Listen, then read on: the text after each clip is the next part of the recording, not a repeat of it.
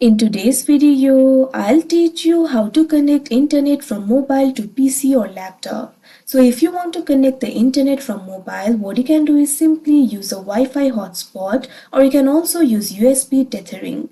If you want to use the Wi-Fi hotspot, what you have to do is simply enable hotspot on your Android or iPhone device. After you do that, in the PC or laptop, click on the Wi-Fi icon. After that, you'll be able to see that particular network over here. Simply click on your phone's hotspot name, enter the password shown in your phone setting. After you do that, it will be connected to that particular hotspot network. Likewise, you can also use the USB tethering. For that, what you have to do is connect your phone to the computer with a USB cable. On your mobile device, simply go to settings and enable the mobile hotspot and tethering. After you do that, make sure to toggle on the option for USB tethering.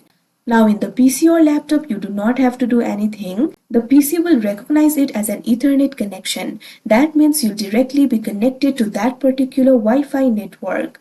That means you'll automatically be connected to that particular network. So like this, you'll be able to do it. So that is how you connect internet from mobile to PC or laptop. I hope you found this video helpful. Thank you for watching.